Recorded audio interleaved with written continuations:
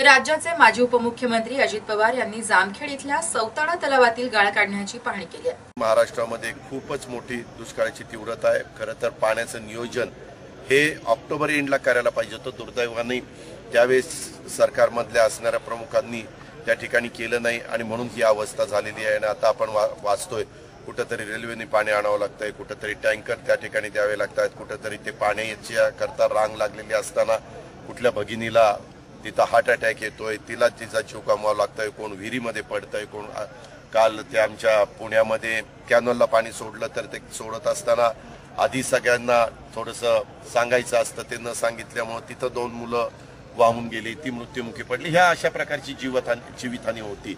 आता हे सगळं संकट आहे। त्या संकटामध्ये राजकारण न करता त्याच्यातनं कसं एकमेकाला मदत करता येईल हीच आम्हा लोकांची भूमिका आहे। आणि त्याच भूमिकेतनं आज जामखेडच्या परिसरातला हा जो तलाव आहे त्या तलावाला भेट देण्याच्या करता मी आणि माझे काही सहकारी त्या ठिकाणी आलेलो होतो।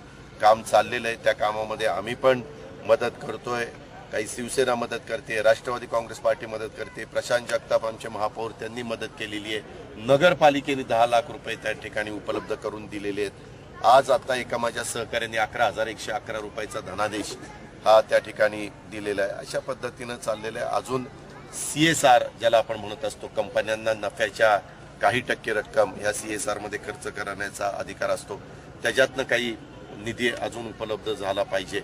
आणि सरकारच्या पण काही योजनेतनं निधी झाला तर एवढं मोठं काम जर गाळ काढण्याच्या करता आपण यशस्वी झालो तर पाऊस पडल्यानंतर जो पाण्याचा साठा वाढेल आणि त्याच्यातनं जनतेला त्याच्यातनं जो काही दिलासा मिळेल, मदत होईल, ते निश्चितपणे एक चांगली बाब त्या ठिकाणी घडू शकेल असं मला वाटतं।